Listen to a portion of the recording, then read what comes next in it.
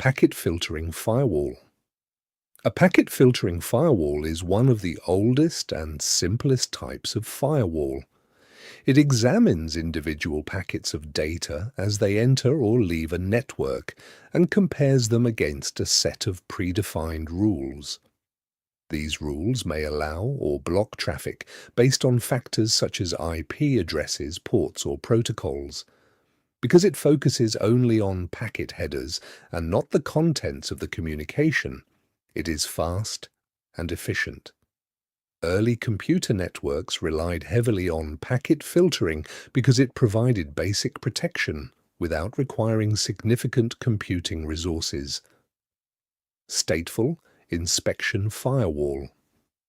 A stateful inspection firewall improves on packet filtering by tracking the state of active network connections. Instead of examining each packet in isolation, it remembers previous packets and understands whether incoming traffic belongs to an established session. This additional context allows it to make more intelligent security decisions. As Internet applications became more complex, stateful firewalls became popular because they balanced strong security with reasonable performance. Circuit-level gateway firewall. A circuit-level gateway firewall operates at the session layer of network communication. Rather than inspecting the actual contents of data packets, it verifies that communication sessions are legitimate before allowing them to proceed. Once a connection is established, traffic can pass through without deep inspection. This approach reduces processing overhead while still hiding internal network details from external systems. It became useful in environments where connection validation mattered more than content analysis. Application layer firewall. An application layer firewall examines traffic at the application level rather than simply looking at network information. It understands specific protocols such as HTTP, FTP, or SMTP, and can inspect the actual content being exchanged.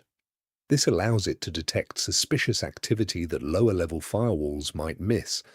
Because it performs deeper analysis, it offers stronger protection against many web-based threats. However, the additional inspection requires more processing power than simpler firewall types. Proxy Firewall. A proxy firewall acts as an intermediary between users and the Internet. Instead of allowing direct communication, it receives requests from a user, evaluates them, and then forwards them to the destination on the user's behalf. This separation helps hide internal systems and provides an additional layer of security. Proxy firewalls became especially useful in organizations that wanted greater control over web access and user activity. Next-generation firewall. A next-generation firewall combines traditional firewall functions with advanced security features. In addition to filtering traffic, it can detect malware, identify applications, inspect encrypted connections, and integrate with threat intelligence systems. As cyberattacks became more sophisticated, organizations needed security tools capable of recognizing modern threats rather than relying only on simple network rules. Next-generation firewalls became a standard component of enterprise cybersecurity strategies. Network firewall. A network firewall protects an entire network by monitoring traffic moving between internal systems and external networks.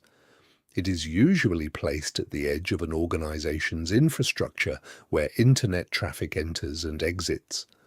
Controlling access at a central location helps protect multiple devices simultaneously. Businesses often rely on network firewalls as their primary line of defense against unauthorized external access. Host-based firewall. A host-based firewall runs directly on an individual device rather than protecting an entire network. It monitors traffic entering and leaving a specific computer server, or workstation. Because it operates locally, it can apply security rules tailored to the needs of that device. Modern operating systems often include built-in host-based firewalls, giving users an additional layer of protection even when connected to trusted networks. Cloud Firewall.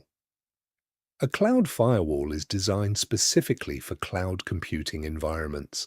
Instead of relying on physical hardware, it operates as a virtual security service that protects cloud-based applications, servers, and resources.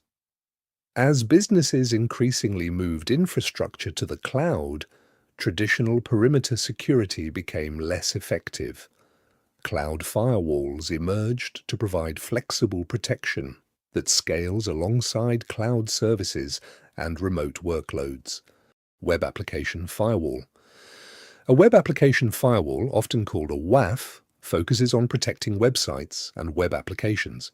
It analyzes HTTP and HTTPS traffic to identify attacks targeting web-based systems. Common threats such as SQL injection, cross-site scripting, and malicious web requests can often be detected and blocked before reaching the application. Because websites are frequent targets for attackers, web application firewalls have become a critical component of modern online security. Unified Threat Management Firewall. A unified threat management firewall combines multiple security functions into a single platform. In addition to firewall capabilities, it may include antivirus scanning, intrusion prevention, content filtering, and VPN support. This all-in-one approach simplifies security management by reducing the need for separate products. Small and medium-sized organizations often adopt unified threat management systems because they provide broad protection through a centralized solution. Distributed Firewall. A distributed firewall extends firewall protection across multiple devices and locations instead of relying on a single centralized system. Security policies are enforced directly on endpoints, servers, or virtual machines throughout the network.